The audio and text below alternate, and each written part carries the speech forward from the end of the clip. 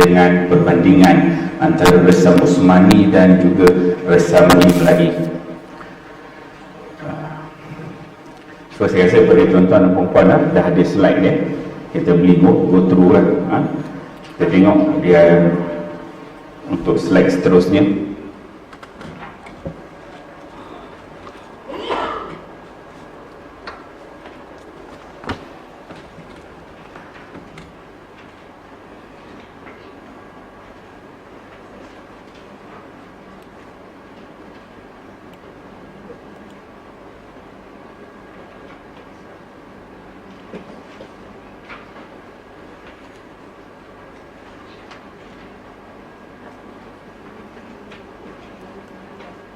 So kita akan membincangkan yang pertama berkaitan dengan sejarah resam mushaf. Tak ada lain.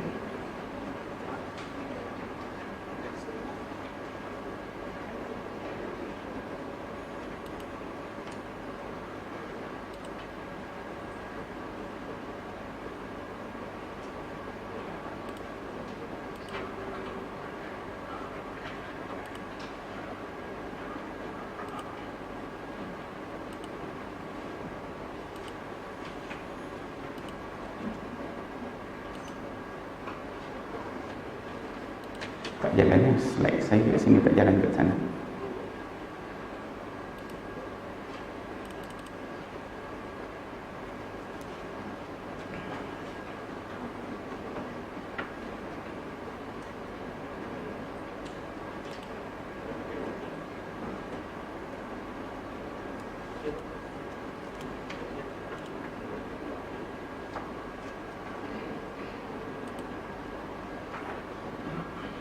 Okey, isi kandungan kita akan ada pendahuluan sedikit mengenai sejarah resam Al-Mushaf, sejarah Doktor Quran, kemudian kita akan melihat resam Utsmani, kaedah resam mushaf, dan juga kita akan melihat kaedah Doktor Mushaf, dan secara tidak langsung kita akan melihat perbandingan di antara resam mushaf dengan resam Utsmani, ya. Okay, kita tengok sejarah mushaf Al-Quran. So kalau kita tengok pada zaman Nabi SAW, Quran itu pada zaman di Mekah disebutkan ada sekitar dalam 17 orang yang menjadi penulis kepada penulis wahyu. Jadi tulisan Al-Quran pada ketika itu ditulis berdasarkan kepada orang Arab yang boleh menulis, dan kita ketahui bahawa orang Arab ni pada peringkat zaman Nabi SAW boleh membaca dan juga menulis ni merupakan satu disiplin ilmu yang baru bagi mereka. Boleh dikatakan ramai di kalangan mereka tidak boleh membaca dan juga tidak boleh menulis. Itu saya rasa semua orang tahu. Dan Al-Quran ini pada peringkat asasnya, Quran itu terpelihara adalah melalui hafazan. Cuma option itu tulisan. Tulisan tu adalah option, itu bukan compulsory. Maksudnya yang wajib itu adalah melalui hafalan di dalam dada Nabi, dada para sahabat radhiyallahu anhum ajma'in. Itu pada zaman Nabi sallallahu alaihi wasallam dikumpulkan Al-Quran. Sahabat-sahabat Nabi sallallahu alaihi wasallam apabila turun satu wahyu dipanggil para sahabat, dan mereka ni akan menulis. Mereka akan menulis dengan apa yang dia tahulah, yang dia belajar. level pendidikan, level kefahaman dia tentang menulis dengan jenis tulisan jenis khat. Disebutkan dalam sejarah pada peringkat awal tu digunakan khat Hijazi, Hijaz. Itu kalau kita tengok, kita akan tengok nanti contoh-contoh dia. Kemudian zaman Nabi dikumpulkan Al-Quran tetapi tidak dalam bentuk mushaf, dalam satu mushaf, tetapi dalam bentuk yang tidak diletak pada satu tempat. Mungkin sahabat ni ada beberapa juzuk, sahabat ni ada beberapa juzuk, tidak dikumpul daripada juzuk pertama sehingga juzuk yang terakhir. Sebab apa? Sebab zaman Nabi itu wahyu tu turun, dia tak ikut susunan daripada Al-Fatihah sampai An-Nas. Itu pun semua makruf saya rasa. Ada susunan, ada ayat ini turun, ayat ni dulu. So susunan itu Nabi SAW memberitahu kepada para sahabat, wahai sahabat, letak ayat ni di sini, letak ayat ini di sini, letak ayat ni di sini. Jadi dari sudut susunan ayat itu adalah mutawatir daripada Nabi SAW, tauqifi. Tak boleh kita nak ubah baca Fatihah ayat 7 tu, tak boleh. Susunan ayat itu merupakan tauqifi. Memang Nabi SAW ajar susun macam tu, dan Nabi baca pun dalam bentuk begitu. Manakala susunan dari sudut surah yang itu ada khilaf.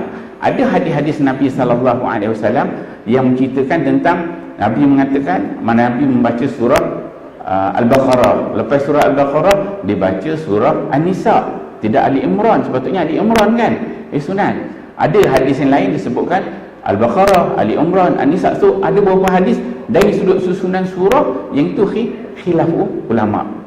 Secara jumhurnya kita terima. Itu zaman Nabi. So Quran itu berterabur tidak dalam satu tempat. Kemudian kita masuk pada zaman Sayyidina Abu Bakar. Zaman Sayyidina Abu Bakar berlakunya kisah Bi'rul Ma'unah, yang mana ramai di kalangan sahabat, dikatakan 70 orang yang hafiz Quran ini mati disebabkan peperangan, semua kena tipu lah orang Islam pada ketika itu. Maka Sayyidina Umar pun bagi bincang dengan Abu Bakar, suruh tulis semua kan. Kemudian diarahkan Zaid bin Sabit untuk menjadi ketua untuk menyalin Al-Quran. Itu baru Quran itu daripada tempat yang berterabur pada zaman Nabi meninggal, naik Abu Bakar, barulah mula disalin, diletakkan satu tempat. Isu dia apa? Isu dia apabila berlaku kematian 70 orang hafiz Al-Quran, takut Quran itu terhafuz kan. Jadi dipilihlah Zaid bin Sabit. Zaid bin Sabit ni dia orang Ansar. Dia bukan muhajirin, dia orang yang cukup cerdik, cukup cerdas tu, cukup pandai. Pernah satu ketika Nabi SAW, Zaid bin Sabit ni bukan sekadar kutabul wahyi, penulis wahyu, tapi dia juga penulis surat-surat Nabi SAW. Ada satu ketika itu Nabi SAW ni nak datang satu delegasi daripada orang Yahudi. Jadi Nabi SAW nak komunikasi tu agak susah. Jadi Nabi SAW suruh Zaid bin Sabit ni belajar bahasa Yahudi. Disebutkan riwayat mengatakan bahasa Ibrani. Dia belajar tu dalam masa 7 hari saja. 7 hari saja dia boleh baca, dia boleh faham, dia boleh tulis. Wah, tu bayangkan hebatnya tu 7 hari. Kita bahasa Inggeris ada kat sini pun tak berapa kemas lagi kan. Cuba kita diberikan bahasa Jerman, bagi 7 hari belajar kan. Kita beralih bata lah kan. Ngaji Quran pun lama kan, kita baru boleh. Tapi kehebatan yang ada Pak Zaid bin Sabit, seorang yang cerdik, yang cergas, maka dia dilantik sebagai ketua. Itu kali pertama salin, jadi 30 juzuk. Kemudian apa yang ditulis oleh Zaid bin Sabit itu, dalam tulisan itu dia merangkumi pelbagai bentuk bacaan. Boleh dibaca dengan berbagai wajah. Bukan satu wajah saja. Sebab tulisan pada ketika itu dia tak ada titik dan juga dia tak ada baris. Kemudian Abu Bakar pun meninggal, naik Sayyidina Umar. Zaman Umar Al-Khattab dia tak ada perkembangan sangat dari sudut tulisan masahaf ini, tetapi hanya disebutkan ketika itu ada masahaf di Masjid Nabawi. Masjid Nabi itu ada satu tiang, dekat situ ada diletakkan masahaf. Jadi sahabat-sahabat siapa nak rujuk Al-Quran boleh pergi kat tiang tu, boleh tengok dan boleh salin. Apa yang berlaku pada zaman Sayyidina Umar ialah para sahabat ni menyalin menyalin mashaf yang ada di Masjid Nabawi dan dibawa balik ke negeri masing-masing. Dan kita tahu pada zaman Sayyidina Umar ni berlaku intishar Islam tu berkembang. Jadi mereka bawa masing-masing tulis bawa balik, bawa balik. Dan pada zaman Sayyidina Umar lah, Abdullah bin Mas'ud telah dilantik sebagai qari. Dia pun memang qari, sebab Nabi sebut ambil daripada empat orang, salah seorangnya daripada Abdullah bin Mas'ud. Abdullah bin Mas'ud ni dihantar ke Kufah sebagai qari. Jadi Quran yang diambil tu berdasarkan tu tulisan yang ada pada zaman Sayyidina Abu Bakar, kemudian yang zaman Umar. Umar pun meninggal. Naik Uthman.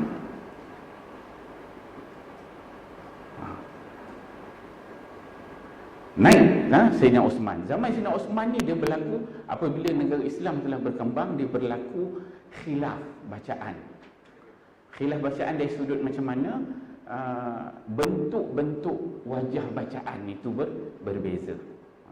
Sebab apabila dah banyak negara-negara Islam yang ditakluk, yang dibuka, maka di antara mereka ni ada qari yang dihantar ke Kufah, yang dihantar ke Basra, yang dihantar ke Mekah, kemudian semua negara-negara Islam ditakluk. Kemudian apabila berlaku peperangan, jadi mereka ni masing-masing tu membawa bacaan daripada tok guru dia. Dan tok guru daripada Kufah, daripada Syam. Jadi dia orang ni bentuk bacaan dia berbeza-beza. Bentuk bacaan, sebutan, huruf dia berbeza, menyebabkan tentera Islam pada ketika itu bergaduh dan sampai kafir mengkafir. Dan perkara ini dilihat oleh Huzaifah ibn Yaman. Huzaifah ibn Yaman balik ke Madinah, dia bawa report kepada Uthman bin Affan. Kata ni dah berlaku sekarang ni, so kita mesti buat sesuatu. Maka Sayyidina Uthman pun dia lantiklah 4 orang di kalangan sahabat untuk salin balik Quran itu supaya jadikan dalam satu mushaf yang diterima oleh semua orang Islam. Itu disebut oleh Sayyidina Uthman, "Idza ikhtalaftum antum wa Zaid bin Sabit faktubu bil lughati Quraisy fa innal Qur'an nuzila bil lughatihim." Atau kama qala. Begitu disebutkan oleh Sayyidina Uthman. Yang dilantik ketuanya ialah Zaid bin Sabit dan 3 orang lagi di kalangan Muhajirin. Zaid orang Ansar, Muhajirin orang Mekah. So 4 orang tu mereka salin. Kalau ada problem tak sekata dari sudut tulisan itu, maka tulis dengan tulisan Quraisy. Jadi maksudnya lahjah-lahjah yang banyak tu, sebutan-sebutan yang banyak tu diubah kepada satu sahaja. Supaya macam kita kat sini lah, ada orang KL, ada orang Selangor, ada orang Kedah, Terengganu, Kelantan. So beza.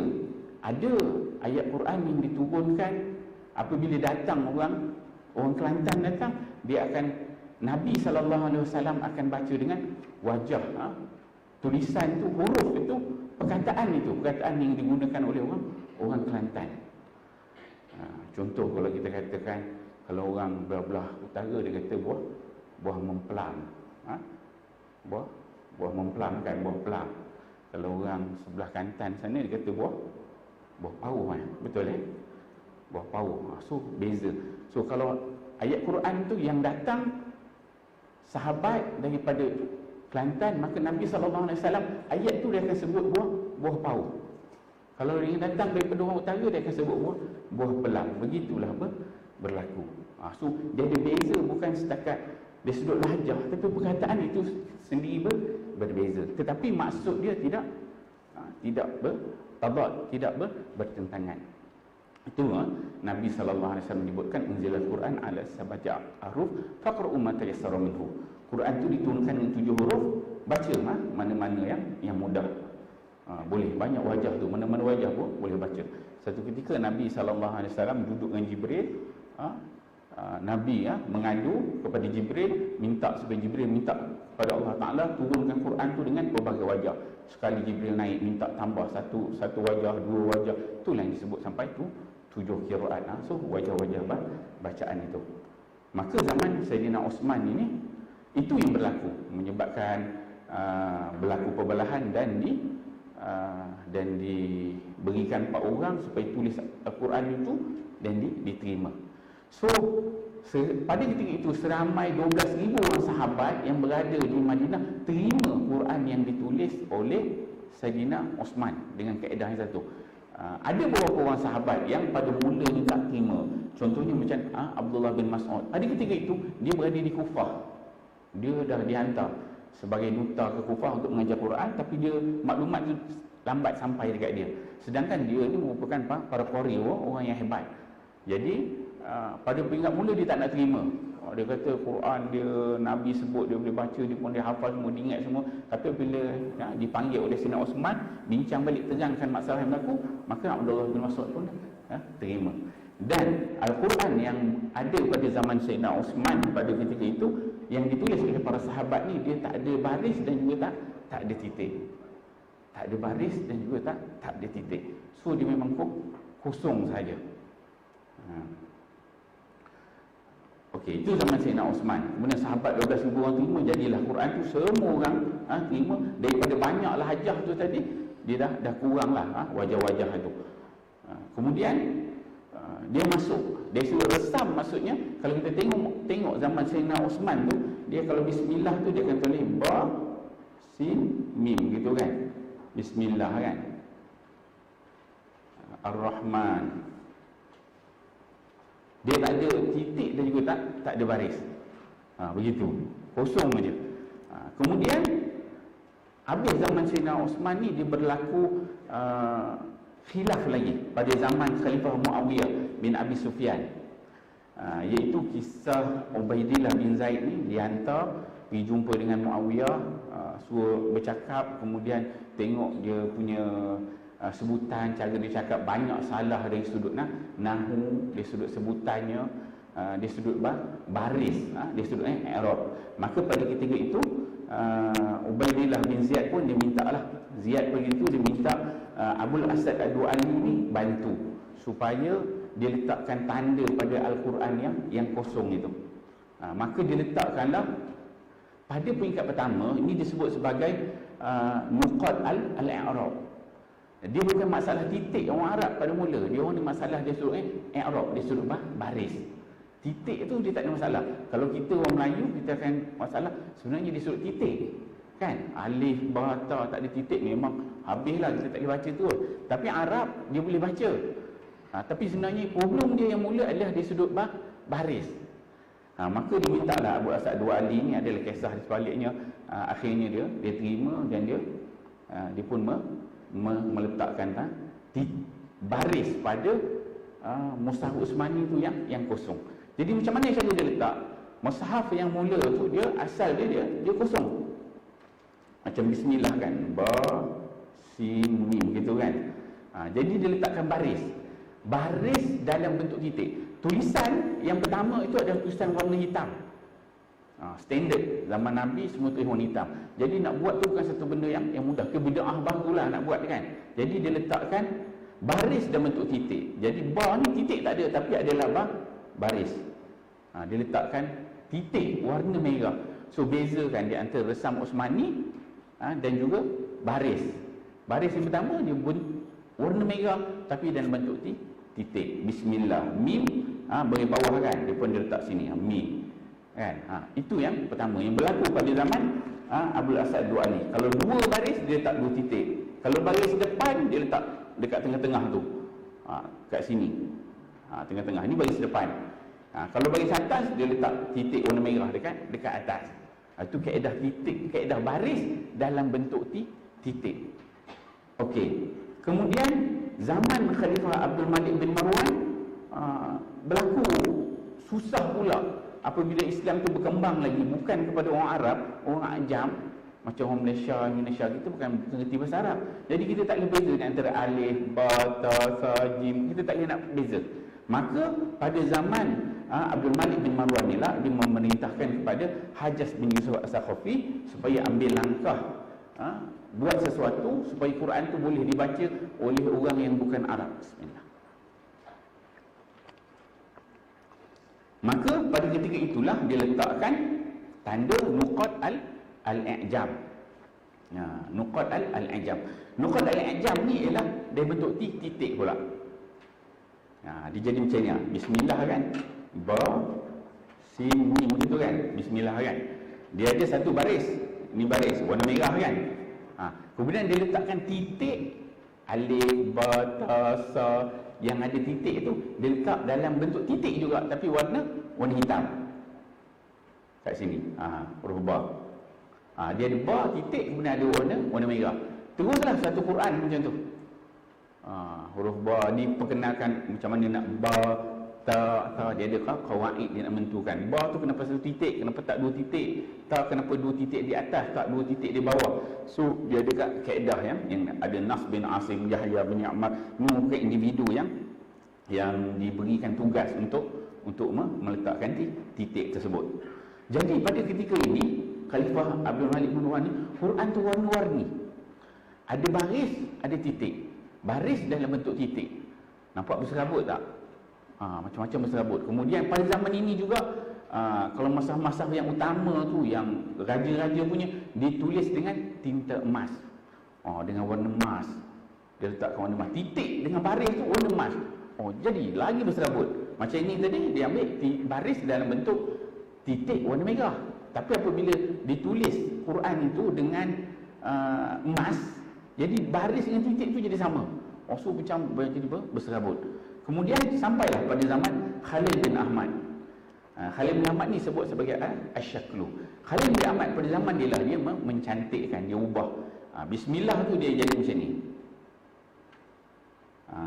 Yang titik tu warna hitam. Yang baris tu daripada nak sampai 170 hijrah ni dah panjang juga tu. Dia berubah daripada titik itu, titik warna merah, dia berubah kepada dia letak alif tegak. Kalau bagi atas dia letak alif tegak gitu. Kalau bagi sedepan nak bezakan tu tadi, titik itu diubah bentuk alif kecil. Diubah. Maka pada zaman Khalil bin Ahmad ni lah baru diubah. Daripada tegak tu dijadikan, dia berubah kepada condong gitu. Kemudian berubah lagi kepada condong gitu. Daripada tegak nak bagi atas gitu. Daripada kalau dhammah dia kat sini, dia letak tu tanda dhammah, berubah kepada dia letakkan waw. Daripada sini berubah baris depan kepada dekat atas tu. Ini pada zaman Khalil bin Ahmad. Ini seorang pakar lah, orang yang hebat dari sudut bahasa Arab, dari sudut Quran. So benda tu berubah. So zaman Khalil bin Ahmad 170 hijrah ni dia disebut sebagai tahsiniat, sebagai mencantikkan supaya orang yang bukan Arab boleh baca. Pada zaman ni lah baru kita orang Ajam ni, orang Melayu boleh baca. Tengok baris titik dia boleh beza, dan tanda fathah kalau baris dua diperkenalkan, baris dua atas, baris dua bawah. Kalau tanwin diperkenalkan begitu. Pada zaman Khalil bin Ahmad. Kemudian terus berkembang. Itu disebut sebagai Asyaklu. Tu dia punya sejarah. Asal dia resam tadi memang kosong, tak ada baris dan juga tak ada titik. Ini contohlah, saya buat contoh kat sini. So kalau fathah tu zaman Abu Asad Aswad. Fathah bentuk macam ni, kasrah sini. Kalau dhammah dekat sini. Kalau tanwin dia letak dua titik atas, dua titik bawah. Ini untuk baris. Ini contoh perkataan Bismillahirrahmanirrahim. Yang mushaf yang ditulis yang asal Hijazi, kemudian dia berubah kepada Kufi, dan diletakkan tanda di sini. Cuma ni dia tak berapa jelas sangat. Kalau kita zoom kita akan nampak ada titik merah, ada sebahagiannya dia letakkan titik hijau. Okey, baru kita masuk kepada kaedah resam mushaf. Bagaimana cara nak menulis mushaf, penulisan Al-Quran, ataupun disebut sebagai ilmu resam. So kita nampak dia punya flow sikit kan. Betul, baru kita masuk kepada tu tulisan. Resam ni tu tulisan. Apa yang dikatakan resam? Ilmu resam ialah ilmu membincangkan cara menulis lafaz-lafaz atau sebutan untuk memelihara penyebutan huruf-hurufnya dari segi lafaz, huruf-huruf asal, dan ilmu yang membahaskan kaedah menambah, mengurang, menyambung, memisah dan menggantikan huruf. Itu ta'rif pada ilmu resam. Resam itu tulisan. Manakala penulisan resam Al-Quran ialah satu sunnah Nabi SAW yang diikuti secara ijma', secara sepakat oleh seluruh ulama' mujtahidin, kerana tulisan ini adalah berbentuk tauqifiyah dan ia dibuat di bawah pengawasan Nabi sallallahu alaihi wasallam. So benda ni semuanya daripada Nabi sallallahu alaihi wasallam. Ijma' ulama mengatakan benda itu adalah tauqifiyah, disebut tu tulisan. Tetapi ada sebahagian ulama dia kata bukan taufik, bukan tauqif benda ni daripada Nabi sallallahu alaihi wasallam. Bukan maksudnya Allah Subhanahu wa taala mewahyukan begitu. Tak, ini mengatakan ni sebahagian daripada ijtihad sahabat. So resam ini, tulisan ni diterbahagi kepada dua. Pertama disebut resam qiyasi ataupun imla'i. Baru kita masuk kepada tajuk. So resam qiyasi ataupun imla'i ini adalah penulisan menurut kelaziman pengucapan ataupun pertuturan. Cara dia tulis itu berdasarkan bunyi. Kalau dia kata as-samawati, sama ma tu ada alif, wati kan, macam rabbil alamin, rabbil alamin, tu ada alif kan. Maksudnya ni bahasa Arab yang asal, disebut sebagai resam qiyasi ataupun imla'i. Dia imla', dia tulis berdasarkan kepada bunyi. Dan orang Arab ini asas dia tulisannya. Tetapi dalam resam istilahi ataupun ni resam mushaf ini dia berbeza, disebut sebagai resam istilahi ataupun disebut sebagai resam Utsmani. Dia penulisan menurut kaedah tertentu yang mana ia tidak sama dengan penulisan biasa dari segi sebutan, disebabkan ia menggunakan beberapa kaedah seperti membuang, menambah, mengganti, menyambung atau memisahkan huruf dan penulisan. So dia ada kaedah dia. Kemudian kebanyakan mushaf yang ditulis mengikut kaedah ini, kebanyakan mushaf ditulis mengikut kaedah-kaedah ini. Oleh itu penulisan mushaf Utsmani ini diperakui penulisan yang bersifat tauqifi. Ini penetapan ataupun penentuannya daripada Rasulullah sallallahu alaihi wasallam. Maka penggunaan tulisan imla'i yang tulisan berdasarkan kepada bunyi ataupun qiyasi tidaklah diharuskan. So ijma' ulama kata tengok tulisan yang mana ditulis oleh Zaid bin Sabit dan juga beberapa orang sahabat, maka tulisan itu yang diambil. So dia berbeza, dia ada kaedah beza. Secara asasnya dia tulisan Arab biasa, tapi ada beberapa teknik macam mana dia tambah, dia buang. Tu kita akan tengok seterusnya. Okey.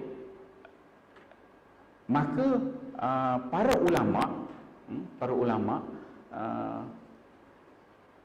telah membaca, melihat, mengkaji mushaf yang ada pada zaman Sayyidina Uthman tadi tu, yang ditulis oleh Zaid bin Sabit. Mushaf ini bukan satu mushaf, ditulis berapa? Ada riwayat mengatakan 5, ada riwayat mengatakan 6, ada riwayat mengatakan 7. Dihantar ke Mekah mushaf ini, dihantar ke Kufah, dihantar ke Basrah, dihantar ke Syam.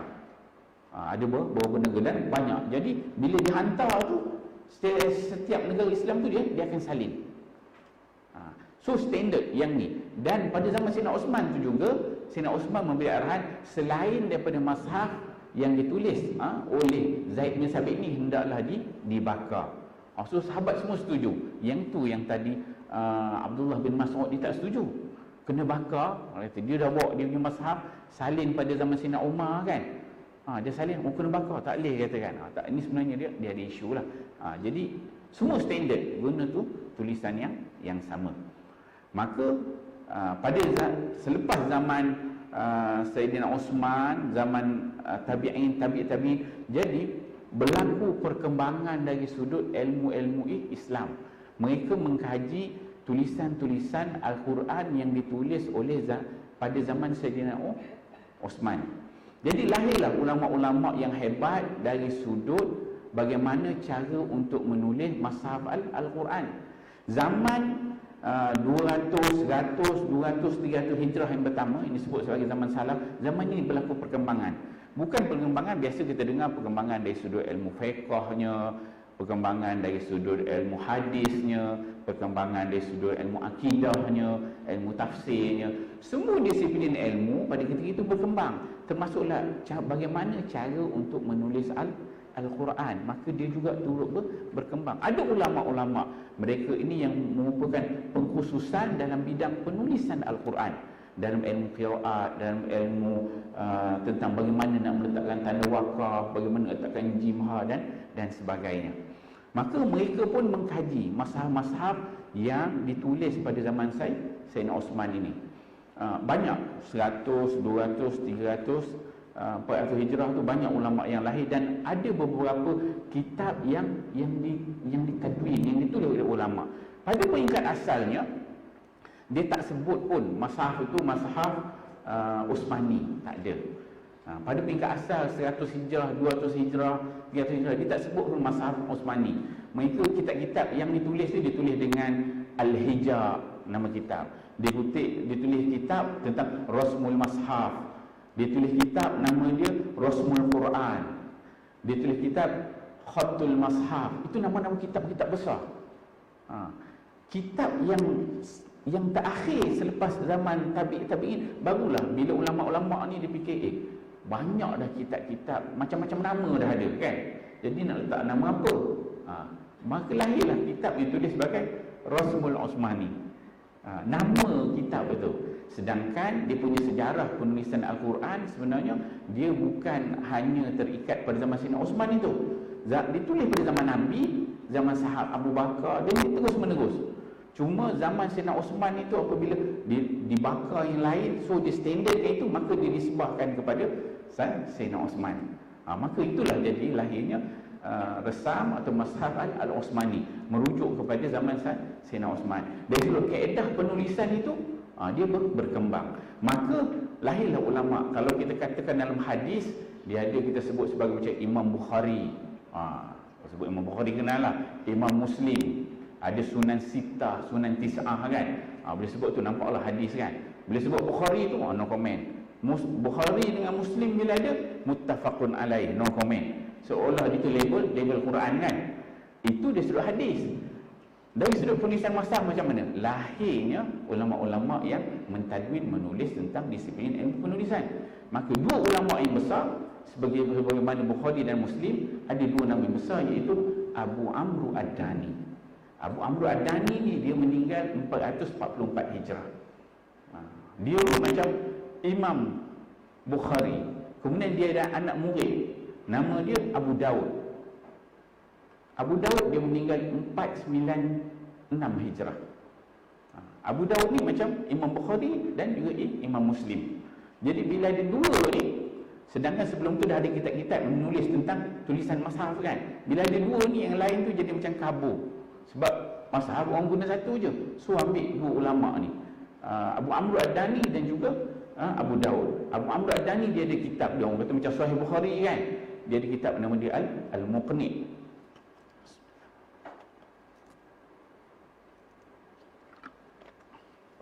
Ada kitab dia Al-Muqni. So Al-Muqni itu menceritakan tentang bagaimana kaedah penulisan Al-Quran. Jadi Abu Amru Ad-Dani ni apa kerja dia?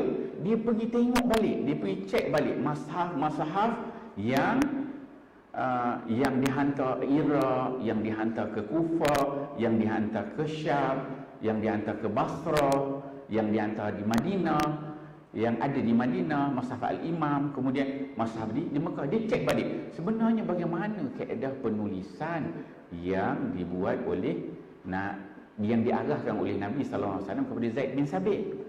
Bagaimana cara nak menentukan, nak letak ke, nak tulis imla'i ke Islam. Maka dia kaji, tengok pula ulama-ulama yang menulis 100, 200, 300 Hijrah tu, bagaimana yang ditulis mereka. Dia kaji, dia tengok segi mushaf. Dia kata mushaf Iraqi macam ni tulis, mushaf Syami begini tulis.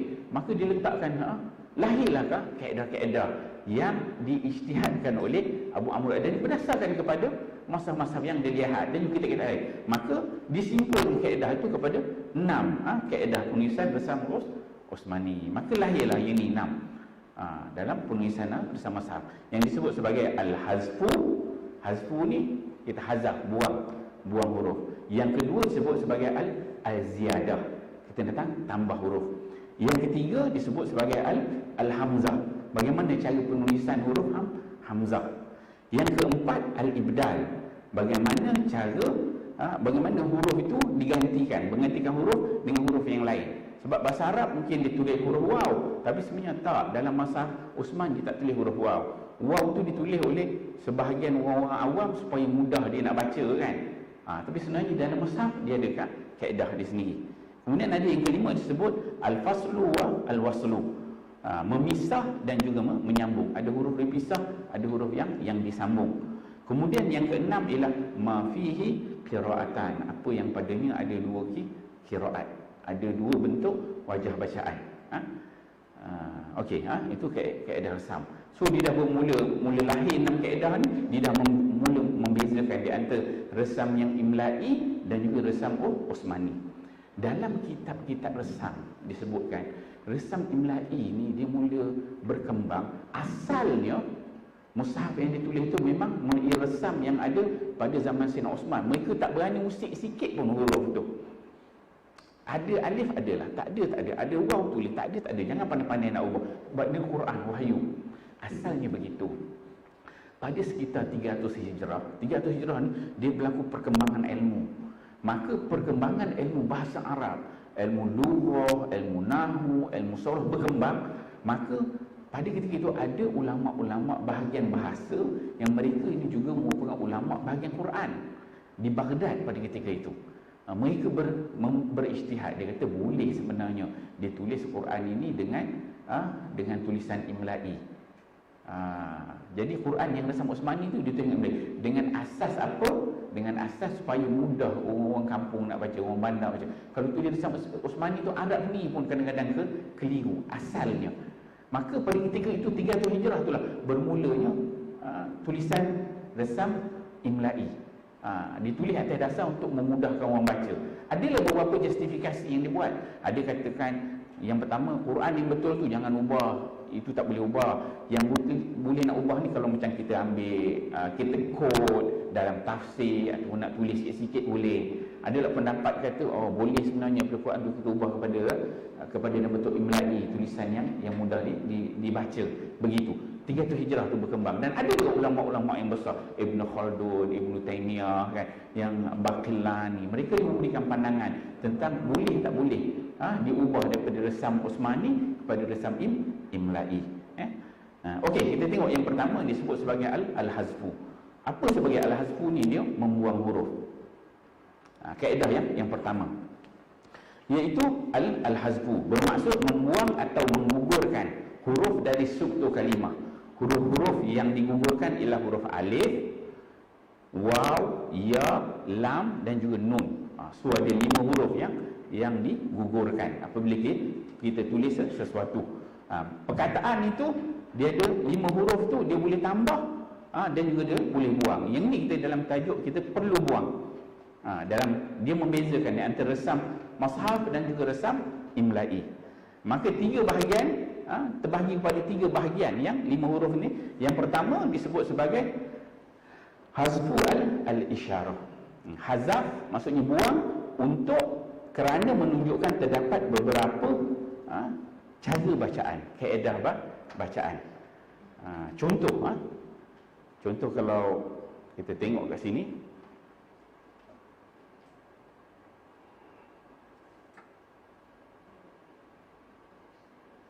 contoh kalau kalimah, kalau tuan-tuan perasan, kita baca je Quran, kadang-kadang kita tak perasan tulisan sebenarnya. Kalau kita tulis perkataan Ibrahim,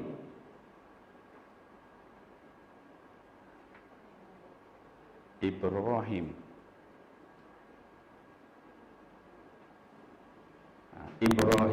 kan? Ibrahim, betul kan? Itu perkataan Ibrahim. Perkataan Ibrahim ni dalam Al-Quran dia ada sebanyak 69 tempat. 69 tempat perkataan Ibrahim dalam Al-Quran. Dan perkataan Ibrahim ni daripada 69 tempat itu ada 15 tempat di dalam surah Al-Baqarah. Dalam surah Al-Baqarah dia tulis Ibrahim begini.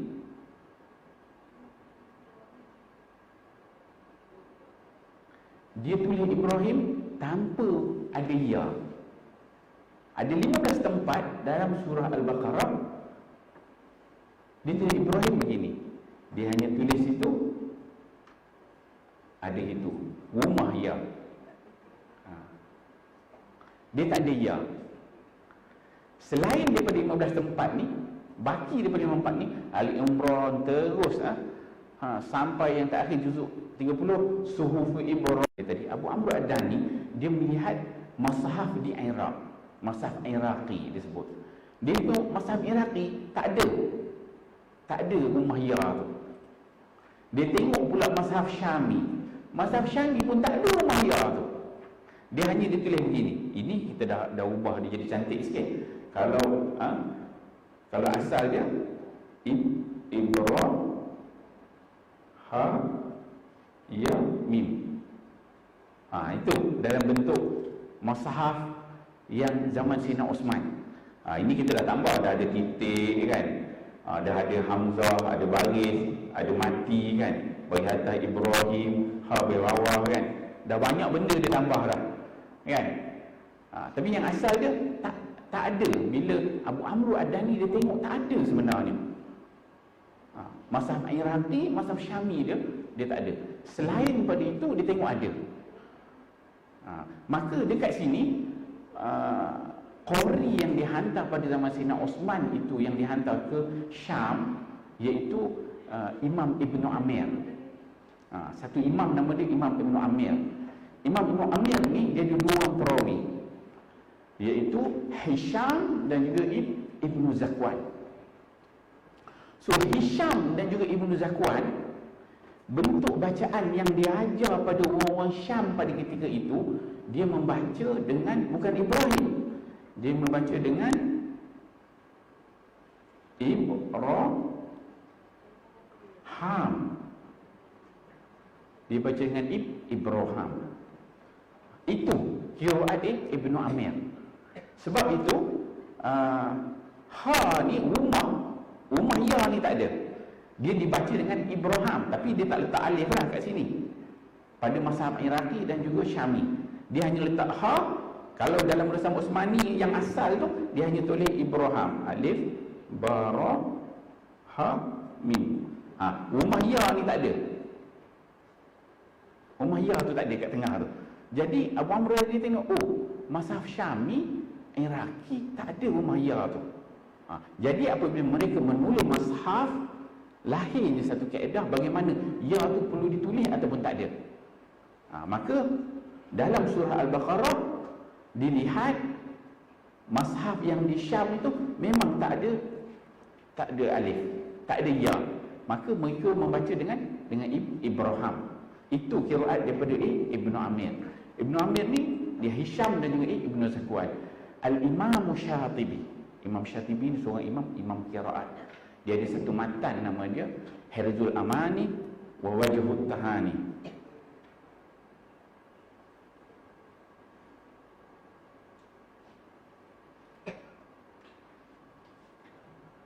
Tiba-tiba hilang.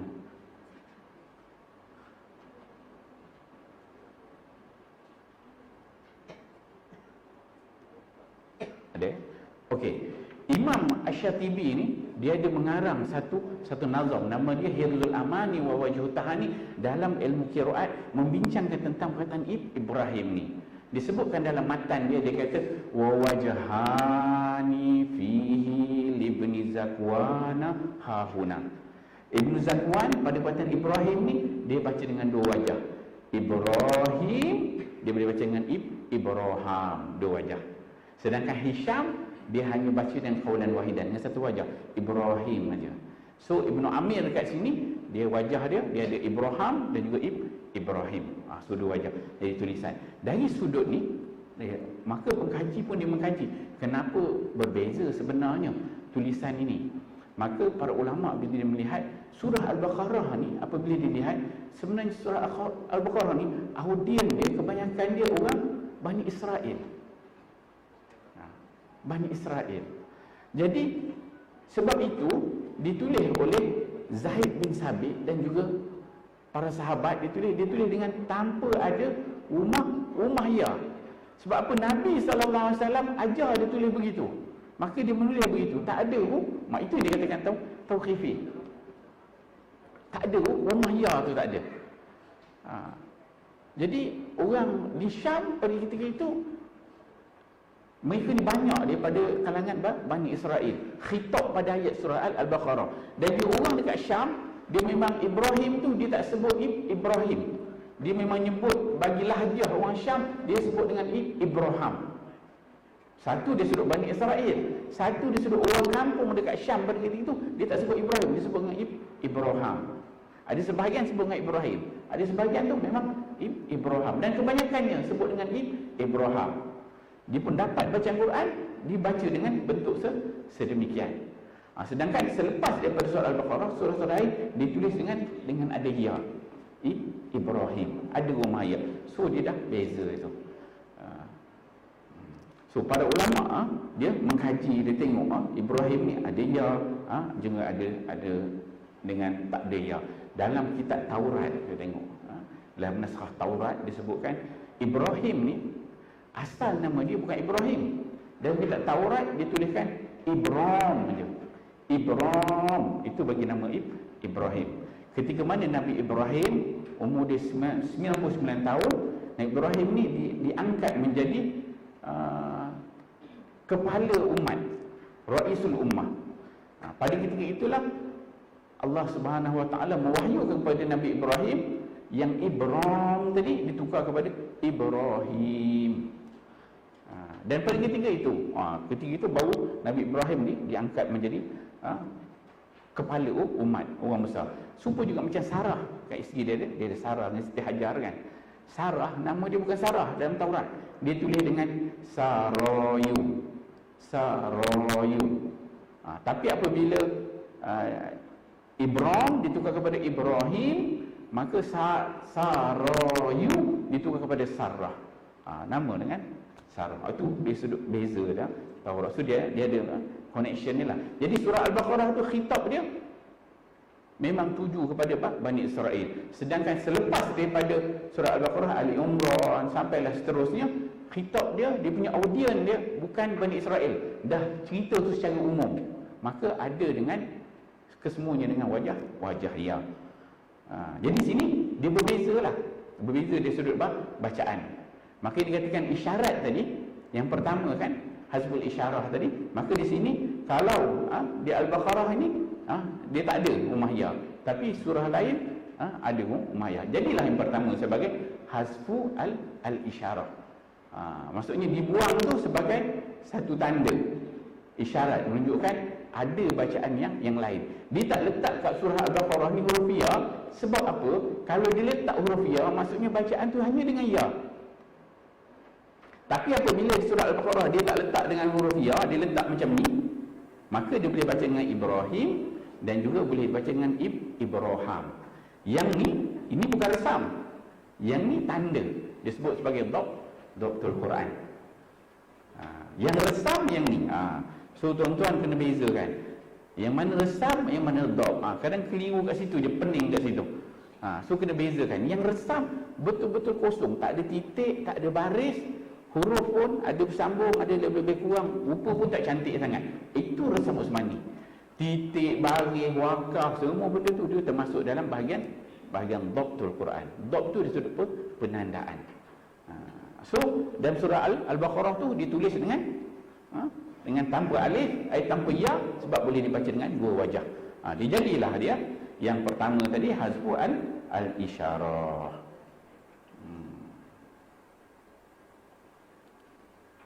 Okey, itu yang pertama, hazfu al-isyarah. Kerana menunjukkan terdapat beberapa bacaan. So kalau imla'i, dia dengan ya lah. Maksudnya kalau orang tulis surah Al-Baqarah tak belajar resam, tak tahu, dia akan tulis Ibrahim surah Al-Baqarah dengan ya jugalah. Sudah dah salah, menyalahi dia sudut kaedah resam Al-Quran. Rasulullah Al-Quran dia berbeza. Okey, yang kedua disebut sebagai hazfu al-ikhtisar. Hazf al-ikhtisar. Hazf al-ikhtisar ni apa? Dibuang mengikut kaedah yang telah ditetapkan.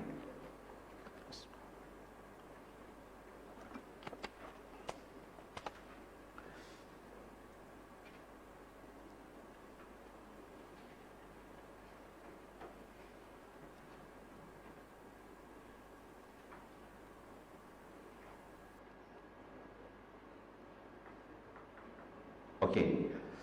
Kejap ada, kejap tak ada merajuk. Okey. Hazbul ikhtisar dibuang mengikut kaedah yang telah ditetapkan. Contoh paling mudah kalau kita baca Alhamd.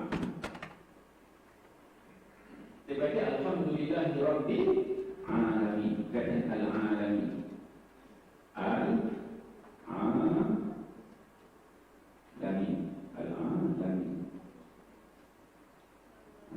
Kalau lagi dia akan tulis macam ni. Al-alamin dia akan ada alif kat sini. Ini lagi. Tulisannya yang biasa. Imla maksudnya kita tulis tu berdasarkan ini. Al-alamin panjang kan? Maka dia akan letak alif berdasarkan kepada buku bunyi. Tetapi Abu Amru Ad-Dani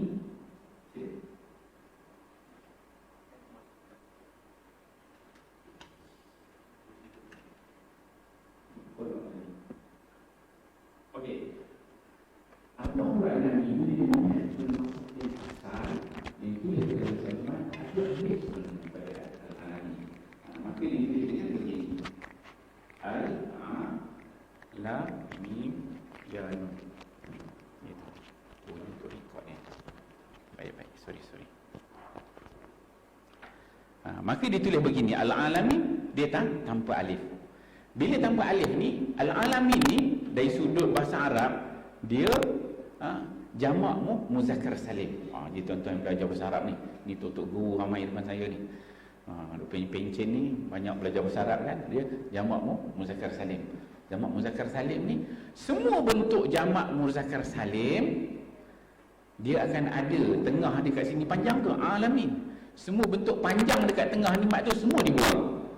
Jadi Abu Amru Ad-Dani dia tengok mashaf yang ada di Syam, di Kufah, di Basrah, di Mekah, di Madinah ni, mashaf al-Imam, semua tulisan itu jamak muzakkar salim ni dia tak ada alif alamin tu. Sedangkan kalau kita baca tak ada benda, kita akan baca alhamdulillahirabbil alamin kan? Tak ada. Tetapi orang Arab ni dia boleh baca lah macam tu. Dia tak baca alamin, dia baca alamin kan, sebab dia orang Arab. Kita orang Ajam kalau baca, kalau tak ada tanda itu jadi susah. Jadi yang disebut sebagai dibuang mengikut kaedah yang telah ditetapkan. Jadi Abu Amru Ad-Dani dia letakkan kaedah itu. Semua jamak muzakkar salim tengok pada semua mashaf itu, maka memang tak ada. Jadi dia letakkan kaedah dalam yang disebut sebagai hazaf ikhtisar, untuk diringkaskan, dibuang al-alamin, alif ini tidak ditulis, maka dibuang dan diletakkan tanda kecil ni. Yang kecil ni dia bukan resam. Yang kecil ni dia termasuk dalam bahagian dot. Jangan kita kata yang kecil ni sebagai resam, tak. Yang ni dot. Yang resam yang ni, rumah ni, yang ni, ni resam Osmani. Titik ni ya ni, titik ni pun bukan resam. Rumah tu aja. Rumah-rumah, titik ni bukan resam. Titik tu termasuk dalam bahagian dot. Alif, ba, ta, sa, jim kan, titik-titik semua dot. Itu bukan resam. Resam betul dia kosong aja. So kena beza yang mana dot, yang mana resam. So banyaklah kaedah-kaedah yang diletakkan, disebut sebagai hazaf al-ikhtisar. Kalau kita belajar bahasa Arab, kita akan tulis macam ni lah, al-alamin. Tapi sebenarnya kaedah bahasa Arab ni dia banyak yang penulisan Quran ni sama dengan kaedah bahasa Arab. Cuma 6 kaedah ni tadi dibezakan disebabkan dalam masa-masa ditulis begitu. Okey, itu yang kedua. So banyaklah jamak muzakkar salim, jamak muannas salim, beberapa kaedah, beberapa kalimat yang dilihat oleh Abu Amru Ad-Dani dan juga Abu Daud, maka dijadikan kaedah semua Quran tu diambil sedemikian. Itu yang kedua disebut sebagai hazfu al-ikhtisar. Kemudian yang ketiga disebut sebagai hazaf al-ikhtisar. Ini ikhtisar dengan huruf kha. Yang ni al-ikhtisar dengan huruf qaf. Hazaf ikhtisar ni apa? Ialah dibuang pada kalimah yang tertentu pada tempat yang tertentu. Dia guna kaedah asal tadi al-mi'ad. Contohnya dia guna kaedah al-ikhtisar. Yang ni diambil kaedah yang ni. Tetapi dia tengok mashaf Iraqi, mashaf Syam, maksudnya biar ada lubang tengah tu nampak cara Nabi mengajar sahabat. Walaupun Nabi itu sifat dia ummi, kan, tak membaca tak boleh, tapi Nabi dia komen sahabat, tulis tu molek-molek sikit, dia kata mim tu bagi tengah tu boleh baca, bulat tu orang tak boleh baca gitu kan. So Nabi mengajar tak ada, tapi hadis-hadis dhaif lah, tapi dalam bidang resam tu menjadi antara hujah yang diguna pakai, membuktikan Nabi mengajar sahabat. Kita boleh tengok contoh perkataan al-mi'ad dalam Quran. Ada satu perkataan, nama perkataan al-mi'ad. Al-mi'ad.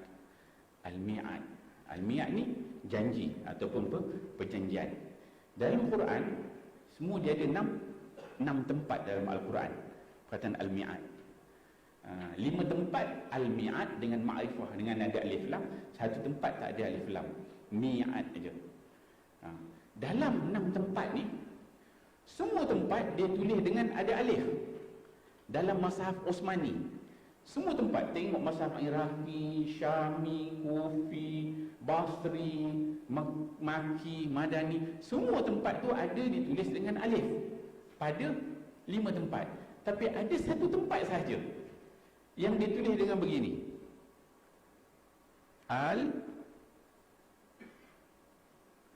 al-mi'ad. Dia tulis gini, tak ada alif. So itu disebutkan al-hazfu, dibuang alif tu. Kalau kita orang ajam, kita tak baca bunyi al-mi'ad, jadi al-mi tak bunyi panjang ni, al-mi'ad atau mi'id ke kita nak baca kan. Tapi yang betul dia orang Arab baca mi'ad, maka dia letaklah tanda kecil gitu untuk supaya orang ajam boleh baca. Tanda kecil ni apa dia? Ini termasuk dot. Tu bukan resam. Yang resam ini titik ni pun dot. Mim ni resam. So dia ada beza. 1 tempat aja. Kalau tuan-tuan boleh tengok search saya kongsi kat sini.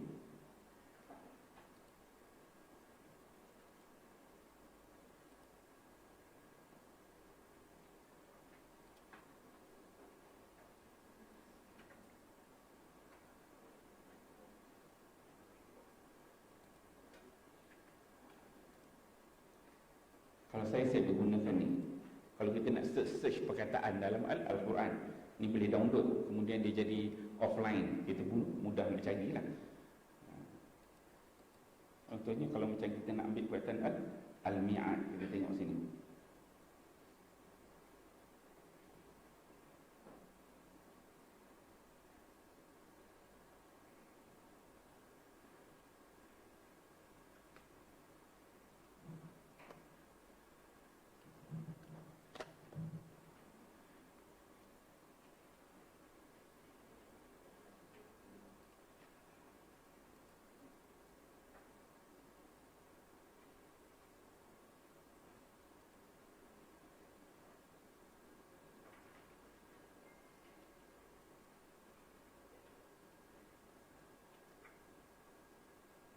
Al-mi'ad.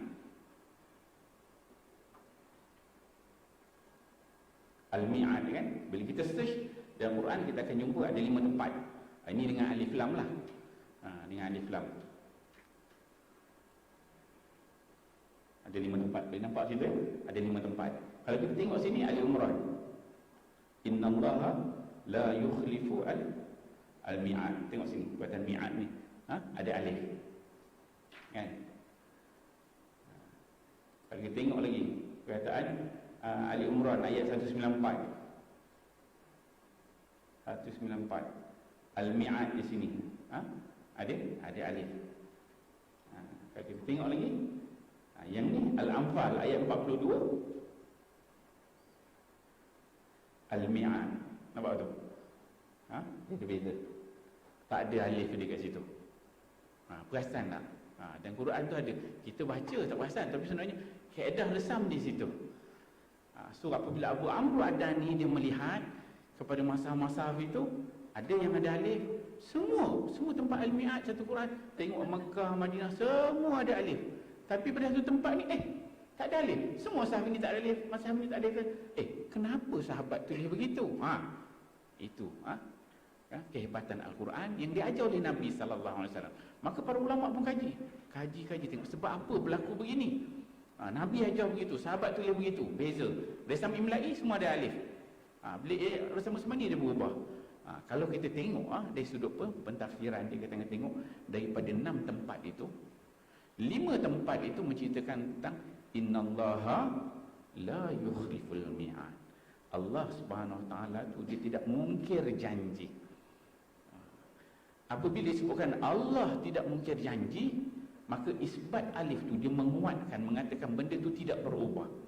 Mi'ad dengan alif. Sahabat tulis, Nabi suruh tulis itu, dia tulis. Tidak, Nabi tulis itu, Allah SWT punya perjanjian, dia memang tidak akan mungkin, maka dia isbat, sabit dengan alif itu. Tetapi dalam surah Al-Anfal ni, ayat ini menceritakan tentang apabila ini berlaku pada peperangan Badar. Iz antum bil udwati dunya wa hum bil udwatil quswa wa rakbu asfala minkum, menceritakan pada ketika itu tentera kafir Quraisy dia dah sampai kan dia dekat dengan kawasan Badar, dia berada di sebalik bukit menghala ke Mekah. Manakala orang Islam pada ketika itu daripada Madinah di sebelah bukit belah sini. Wa rakbu asfala minkum, Abu Sufyan punya kafilah dia lalu ikut laut. Walau tawa'atum lakhtalaftum fil mi'ad. Allah SWT sebut, kalau pada ketika itu kamu buat perjanjian dengan orang kafir Quraisy pada ketika itu untuk nak menentukan tempat waktu perang Badar. Kan bila Badar nak perang ni, dia hantar delegasi tu kan, wakil, okey kita nak perang bila, besok ke, tengah hari ke tu ini kan. Jadi Allah SWT sebut, kalau kamu hantar delegasi pergi bincang dengan dia orang, lakhtalaftum mi'ad, perjanjian itu kamu tidak akan dapat persetujuan. Perjanjian itu tak akan persetujuan. Orang kafir Quraisy tak akan setuju dengan tarikh ataupun masa tu. Sebab kafir dia mahu macam tu. Dia ubah satu. Yang kedua, ulama disebut juga, kalau kamu tahu bilangan dia tu ramai sampai 3,000 orang, orang Islam pun akan jadi lemah, takut ramainya politik itu. Jadi menyebabkan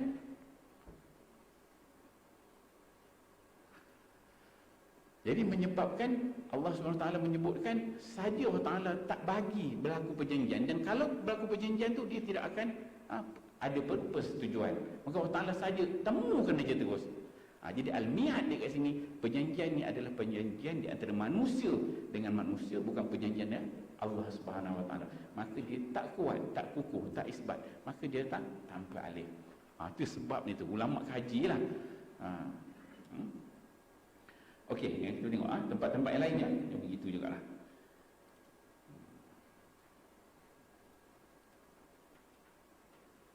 Itu yang disebut sebagai hasbu al-ikhtisar. Maksudnya pada tempat tertentu ada yang ada alif, satu tempat tak ada alif disebut sebagai hasbu al-ikhtisar. Okey, itu kaedah yang pertama.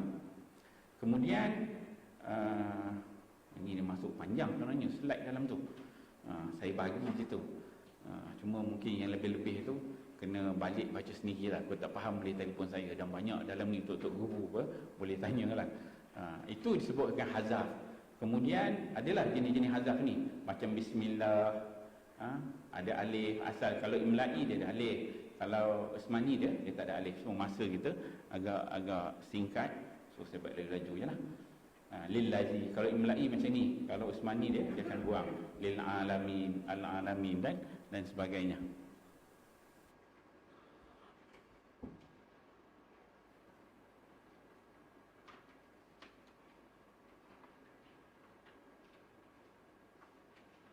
Baik, so kita lepas ni ada sesi kan, kalau nak tanya-tanya kan. Dan ini teruslah, ini sebut sebagai hazaf dan ziyadah. Dia tengoklah contoh-contoh tu, yang Imla'i dan ini sama Usmani bagi begini, was'ali ada alif, tak ada alif maka dibuang. Itu adalah jenis-jenis dia, seruan, an-nida, kemudian ya ayyatuha, ya'tiya, hazani. Kalau bahasa Arab dia tulis macam ni, hazani. Asam Usmani bila tengok dia jadi begini, dia memang berbeza lah. Ini saya sebut tadi, macam jamak belakang saya al-alamin. Kalau sama Usmani begini, ar-raki'in, alif ni dia letak begini kan. Ini semua dalam mushaf Uthman ditulis sedemikian. Banyaklah jenis-jenis itu. Itu jenis alif. Kemudian dari jenis waw, Al-Ghawun begini. Kalau dalam ejaan asal imla'i dia ada dua waw. Sama Usmani boleh tengok dalam mazhab satu waw. Jadi dijadikan kaedah. Kemudian dibuang waw ada beberapa tempat. Kemudian huruf ya pula. Kalau bahasa Arab ya'ti begini. Kalau sama Usmani dia tak ada ya dia, sebab tengok dalam mazhab tak ada begitu. Jadi menjadi kaedah resam. Kemudian huruf lam pula al-lazi, dia sepatutnya dua lam, maka jadi satu lam. Imla'i dua lam, sama Usmani satu lam. Kemudian huruf nun, tak manuna, asal dia tak manuna, dua nun, maka jadi satu nun. Nunji, nun tu letak nun kecil. Ini semua asal dia memang tak ada, tapi pengganti tu semua dah termasuk dalam bab. Contohnya macam awal surah kaf ha ya ain sad kan, maka asal dia kaf ha ya, maka dalam maksud ni dia tulis begini. Ini yang diajar oleh Nabi sallallahu alaihi wasallam. Kemudian yang kedua, kaedah yang kedua itu ziyadah ni kita tambah huruf, menambah atau mengekalkan satu huruf yang tidak berfungsi, tidak dibaca ketika wasal dan wakaf pada satu kalimah. Huruf yang tambah itu diletakkan tanda. So ada tanda, ni semua termasuk dalam bab. Dia tambah alif, dia tambah waw, tambah ya. So boleh tengoklah kat sini contoh dia Resam Usmani, Resam Imla'i. Dia. Kemudian yang ketiga Al-Hamzah. Al-Hamzah. Hamzah ni kita tahu kalau bahasa Arab dia ada hamzah wasal, ada hamzah qata'. Hamzah ni sebenarnya asal pada Resam Usmani mana ada huruf hamzah? Tak ada. Resam Usmani mana ada huruf hamzah? So huruf hamzah ni dia letak supaya mudah kita nak baca, nak tahu baris di atas ke bawah. Dan hamzah dan Resam Usmani, kalau kita belajar bahasa Arab, hamzah kat depan je, hamzah qata', hamzah wasal kan. Tapi dalam Resam Usmani dia hamzah tu ada di tengah baris, ada di bawah baris, atas waw, huruf ya, atas ya, bawah ya, nak letak hamzah tu. Itu semua kaedah yang dibuat supaya senang nak baca, dan adalah sumber-sumber kan kaedah dia. Itu tentang hamzah. Kemudian kita terus lagi, boleh tengoklah contoh dalam situ Kemudian kita terus kepada kaedah keempat, al-ibdal. Ibdal ni tukar. Macam solah, kata solah ni biasalah dulu, kalau dulu Quran kita dengan resam imla'i kan, dia tulis as-solah begini, tapi sebenarnya resam Usmani begini. Ni dia tengok jadikah kaedah. So boleh tengoklah contoh-contoh yang lain. Ada ubah alif kepada ya dan sebagainya. Boleh tengok contoh itu ibdal. Kemudian contoh-contoh yang lain lagi, jenis-jenis dia lah. Kemudian kita terus kepada kaedah yang kelima, maqtu' ataupun al-mausul. Contohnya maqtu' al-mausul ni dia nak sambung ataupun nak pisah, itu yang dibincangkan. Contohnya perkataan Allah. Allah ni ada dalam mushaf yang bersambung, ada yang tidak bersambung. Allah. Imma, perkataan imma, in dengan ma, ada yang bersambung, ada yang tidak bersambung. So dia ada beza lah. So dijadikan juga kaedah. Innama, ada innama yang bersambung, macam ni innama dia bersambung. Innama ni tak sambung kan. So bukan boleh main letak-letak suka-suka je. So kalau kita belajar bahasa Arab, dia macam standard, tapi dalam resam dia ada kaedah dia. So kalau tak belajar Resam Usmani ni, orang belajar bahasa Arab hebat macam mana pun tak boleh. Kalau tuan-tuan jadi mufti ke, jadi orang hebat macam mana pun, kalau bukan bidang ni, jangan cakap kita bukan bidang, kita tak erti. So kena ambil orang bidang ni, dia tahu. Sebab orang belajar syariah, orang belajar usuluddin, dia tak belajar benda ni. Hanya orang yang bidang ni yang belajar. So kita kena tanya orang bidang, pakar bidang dia. Okey, terus inilah tambung famali, ada jenis yaumahum ni contoh-contoh lah. Fima, ada fima bersambung, ada tambung bi sama, adalah ainama, contoh-contoh yang lain. Anlan, fiman. Boleh tengoklah contoh-contoh tu. Kemudian kita pergi seterusnya, dia ada yang ittifaq, ada tak dipersetujui oleh ulama. Kemudian yang keenam yang disebut sebagai dua qiraat. So ada tulisan, satu tulisan tapi boleh dibaca dengan berbagai wajah. Contohnya macam Malik Yaumiddin kan. Malik Yaumiddin tu ditulis tanpa alif. Kalau kita dalam imla'i dia tulis dengan Maliki kan. Ini dalam imla'i dia tulis macam ni, Malik Yaumiddin. Tapi dalam Resam Usmani dia tulis dengan min lam kaf gitu. So dia boleh dia letak alif kecil tu sebagai ta. maka boleh dibaca dengan Maliki Yaumiddin, dan juga ada juga qiraat dengan baca dengan Maliki Yaumiddin. So dia ada berbagai wajah, boleh dibaca dengan beberapa wajah. Satu tulisan tu boleh dengan baca wajah. So 6 kaedah ini, boleh tengoklah contoh yang lain tu. 6 kaedah ini dirumuskan oleh ulama untuk membezakan di antara resam Osmani dan juga resam Imla'i. Ada yang sama dengan resam Osmani, ada yang tak sama, ada Imla'i yang berbeza dan sebagainya. Kemudian dari cerita top sikit ni, ini pun saya dah sentuh sekali lalu tadi.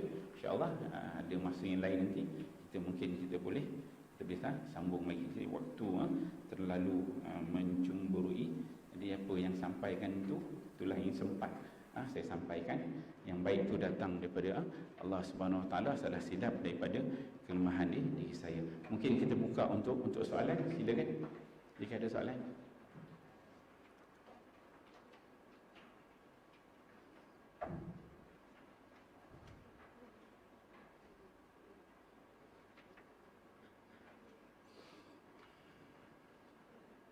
Sila tuan.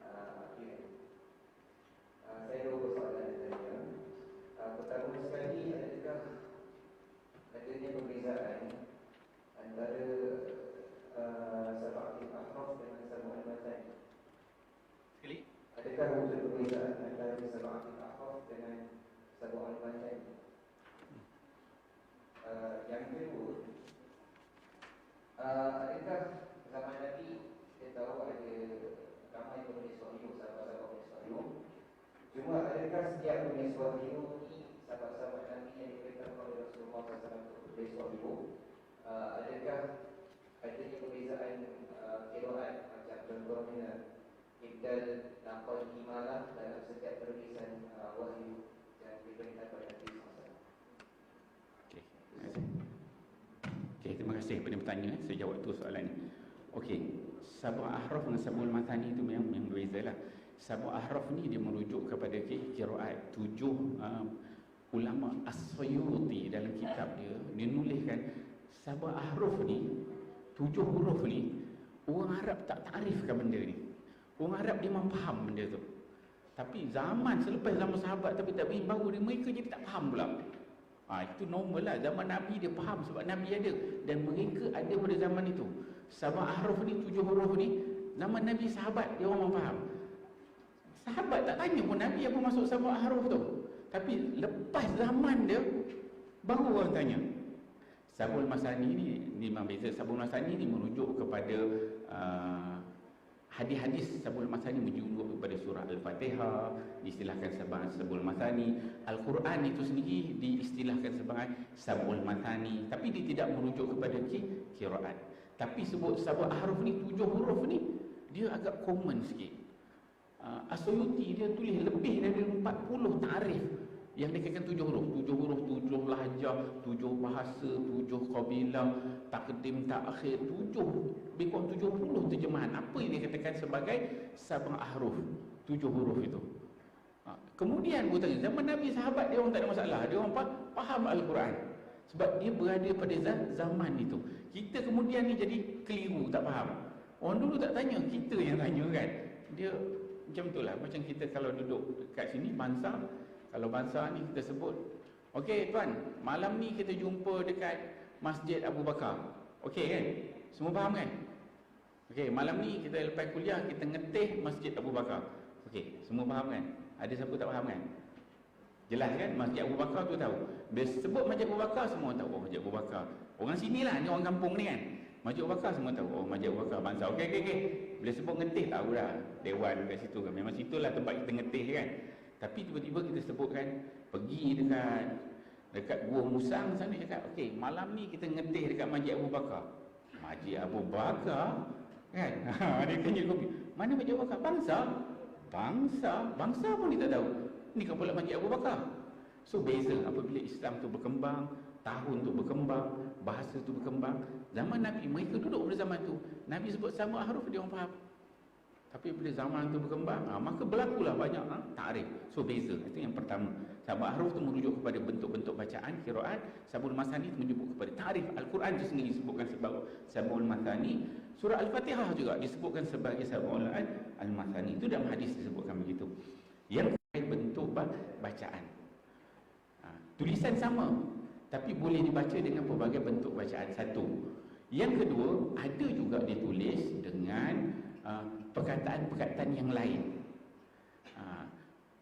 Bila contohnya litabayanu, litasabatu. Tabayanu dengan tasabatu, rumah dia sama, tapi titik dia berbeza.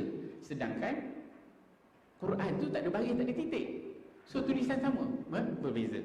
Ada juga setengah tempat, contohnya dengan wasari'u dengan sari'u. Ada sahabat yang tulis Mazhab Syafi'i, dia tulis dengan wasari'u ila maghfiratin. Orang sana baca dengan ada waw. Ada sahabat yang tulis dengan tanpa waw. Itu memang berlaku perbezaan yang betul-betul berubah, dan juga ada yang sama tetapi boleh dibaca dengan pelbagai bentuk bacaan. Macam saya beri contoh adalah buah pau, buah belam tu kan. Memang ada ditulis begitu. Cuma itulah tulisan yang ada pada mazhab yang ditulis pada zaman Sayyidina Abu Bakar As-Siddiq.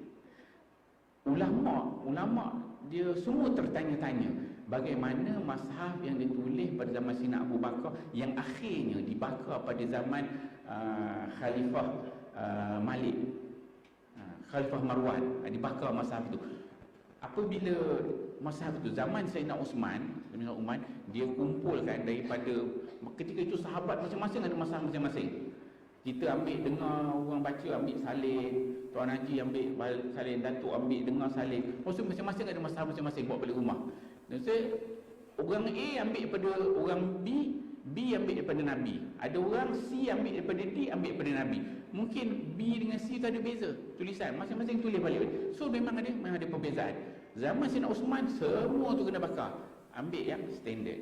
So memang berlaku perbezaan tu, tulisan asalnya begitu. Sehingga ulama mengatakan bagaimana gamaknya mazhab yang ditulis oleh Zaid bin Sabit pada zaman Sayyidina Abu Bakar. Sebab mazhab itu akhirnya pada zaman Malik bin Marwan tu dibakar. Kenapa dibakar? Hajjaj bin Yusuf dia bakar pada ketika itu. Sebab apa dibakar? Antara sebab besarnya supaya umat-umat kemudian kita ni tak khilaf. Ini tulis gini, bukan mazhab yang asal tulis begini. Jadi benda tu akhirnya dibakar dan ambilkan yang standard, mazhab yang pada Hafsah itu. So memang berlaku sebenarnya. Cuma kita tak dapatlah yang autentik dia gitu. Sebab kita ambil yang standard pada zaman Sayyidina Uthman, yang lain arahan pada Sayyidina Umar, so bakar. Asalnya memang berlaku. Memang ada perubahan. Sebab lahjah pun itu memang banyak. Okey, ada soalan seterusnya, silakan tuan.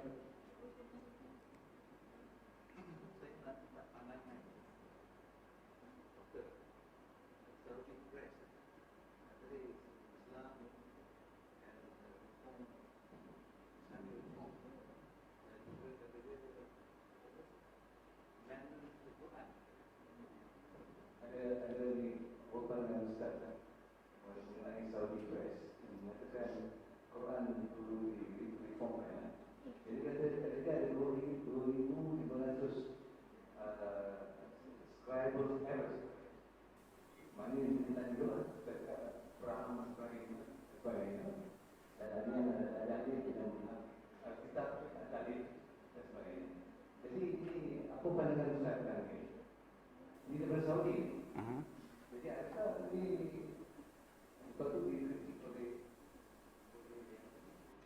Ustaz Dr. Usman Al-Umairi yang COVID ini macam satu yang kita insaf ke Quran. Jadi apa pandangan Ustaz tentang ada 2,500 scribal errors dan dari segi pronunciation dan grammar? Okey, saya nak jawab begini. Dia Al-Imam Ibn al-Jazari.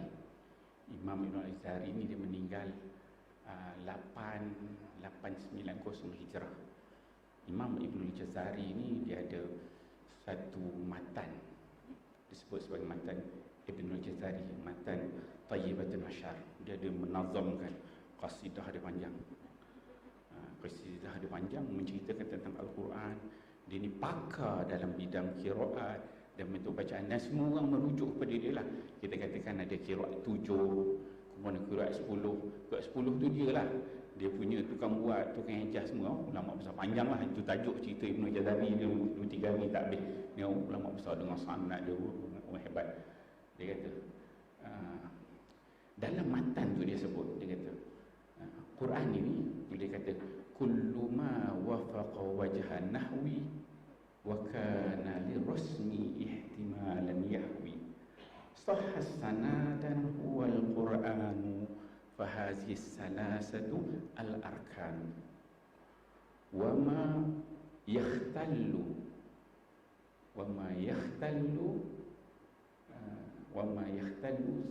dia sebutkan situ pada mula dia menceritakan tentang setiap kullu ma wafaqa wajhan nahwi, setiap tulisan yang bertepatan dengan wajah nahwu. Syarat untuk jadi Al-Quran itu kullu ma wafaqa wajhan nahwi, dari sudut bahasanya adalah bahasa Arab. Wa kana li rasmi ihtimalan yahwi. Yang kedua, dari sudut tulisannya adalah tulisan berdasarkan tulisan kepada mazhab Sayyidina Uthman yang tulis secara tepat atau secara ihtimal. Yang kedua ni boleh dipertikaikan. Tapi yang ketiga dia kata sahhasana dan huwal Qur'anu fa hadhihi salasatu al-arkan. Yang ketiga tu tak boleh pertikaikan. Sahnya sanad, mutawatirnya sanad, huwal Qur'an, itulah dia Al-Quran. Fa hadhihi salasatu al-arkan. Maka tiga ni lah menjadi rukun yang dikatakan Al-Quran. Jatuh salah satu, dia tak jadi Quran. Jadi isu orang yang mempertikaikan Quran itu, saya sebut awal-awal tadi, Quran ini sabit sebenarnya bukan dengan tulisan. Quran ini sabit dengan bacaan. Quran itu terpelihara dengan bacaan, bukan dengan tulisan. Tulisan kita boleh tulis Jepun, tulis India, tulis Cina, kita boleh tulisan. Kalau kita tulis je, hatta sekarang ni kita tulis Alhamdulillahirabbil alamin, kalau kita tak belajar bahasa Arab, tak ajar baca, kita boleh baca? Tak boleh baca. Kita boleh juga tulis pakai romanan, alhamdulillah, kita boleh baca kan. Itu tulisan. Tapi Quran itu sabit, mutawatir dengan bacaan. So bacaan itu dia sanad itu mutawatir, tak terputus. Kita nak pergi corner ke mana, nak lari ke mana Quran itu, sebab setiap satu tu dinilai siapa tukang bawa dia, orang dia sikap. Quran tu sabit dengan bacaan. Tulisan orientalis bagaimana cara dia nak drop, nak jatuhkan Islam, nak cari kesalahan pada Al-Quran itu, dia boleh komen dari sudut tulisan. Tapi Quran itu sabit bukan dengan tulisan, dia sabit dengan bacaan. Saya tanya tuan-tuan, bagaimana kita nak tulis raum? Tahu kan raum kan? Ismam. Tahu ismam kan? Macam mana kita nak tulis ismam? Boleh tulis ismam? Tak, dia bacaan, bunyi. Sebab itu kena ambil talaqi musyafahah, bacaan itu. Bunyi imalah. Imalah boleh tulis ke imalah? Bismillahirrahmanirrahim ke? Majreha ke? Majreha ke? Macam mana? Tak boleh. Tulisan tu dia tak ada bunyi. Quran tu sabit dengan bacaan. Tulisan itu hanya untuk memastikan Quran tu dia tak berubah, tulisannya betul. Sebenarnya dia sabit dengan bacaan. Itu semua memang kita tak boleh nak terima. Ulama-ulama dia kata ini benda simple je. Cuma orientalis dia memang orang sampai kiamat orang akan cari ke kelemahan-kelemahan Al-Quran. Dan macam Al-Quran yang berlaku yang ada dekat Sana'a, kerana jumpa tahun 1980-an lebih kurang itu, dia jatuh daripada masjid tu kan. Siapa nak proof benda itu daripada Nabi dengan berbagai masalah? Mana sanad bacaan itu? Tak ada langsung, tak ada siapa boleh proof. Hanya pengkaji orientalis dia kajilah beginilah, gini dia komen, tapi benda tak ada proof. Sedangkan kita Quran yang kita baca ni punya sanad. Setiap satu bacaan tu siapa yang baca, riwayat dia, siapa nak jadikan benda tu mutawatir bukan senang. Kena ada jumlah yang besar, bacaan sama, betul bacaan semua diterima, bukan satu benda yang mudah. Macam hadis juga, nak jadikan hadis tu sahih bukan senang. Sebab tu Al-Quran dia ada yang disebut sebagai mutawatir dan juga ada Quran syazah.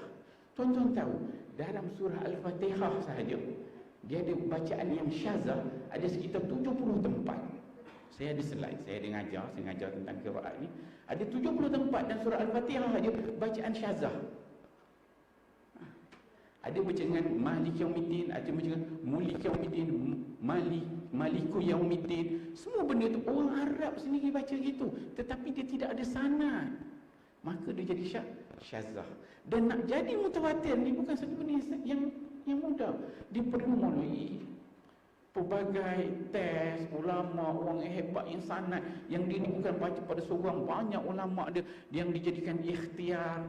Maka kalau diberikan komentar, kalau katakan perlu tengok balik Quran ni, perlu kaji balik dari sudut tulisan, maka benda tu memang tidak ada asasnya dari sudut Islam. Sebab dia sabit dengan hafazan, bukan dengan tulisan. Wallahu a'lam.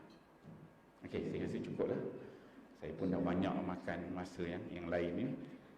InsyaAllah jika ada kesempatan lain, sepatutnya saya habis pukul 10. Ustaz Kamaldin lama tunggu depan ni. Satu habis pukul 10, kita dah buat sikit tadi. Jadi yang baik itu daripada Allah Subhanahu Wa Taala, salah silap daripada kemalahan diri saya. InsyaAllah kalau ada apa-apa, mungkin boleh PM tepi kat saya. Saya punya nombor telefon 019-270-6510. Saya ni sebagai SU lah, situs Lajnah Tasihih Al-Quran di KDN. Kalau berkaitan Quran ni memang menjadi rujuk lah, nak tulis semua macam mana. InsyaAllah yang semampu saya boleh bantu insyaAllah. Dan saya sudahi dengan wabillahi taufiq wal hidayah. Wassalamualaikum warahmatullahi wabarakatuh.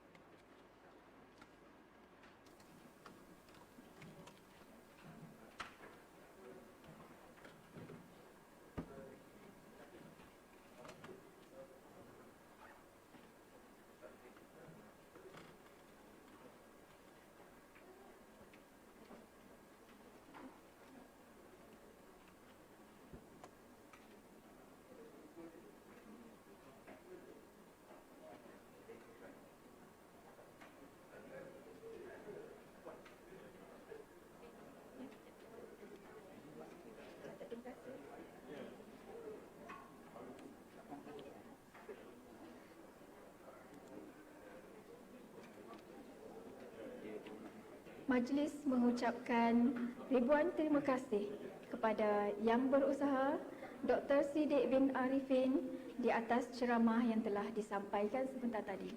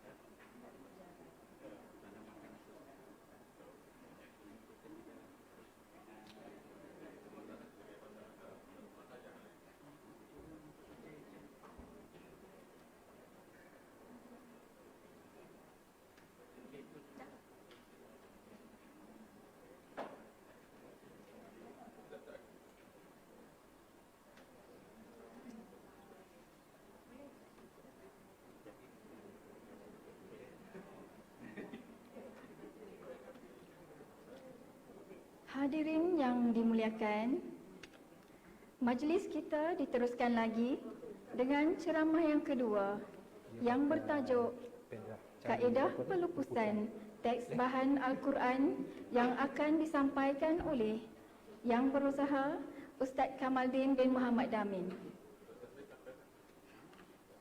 Sedikit biodata beliau.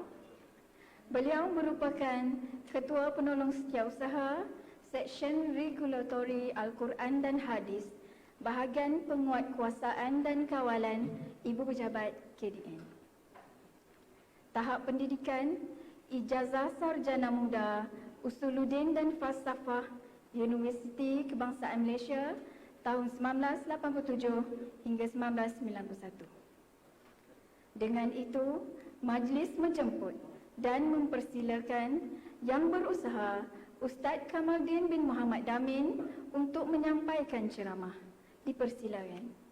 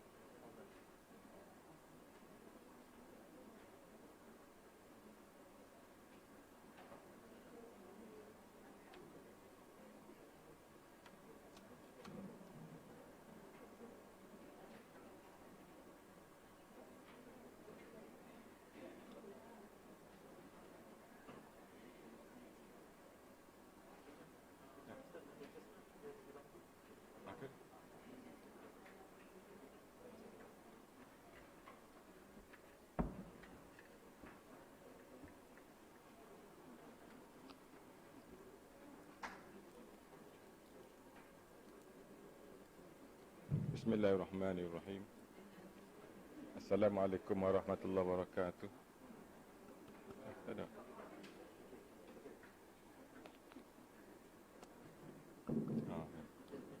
Assalamualaikum warahmatullahi wabarakatuh.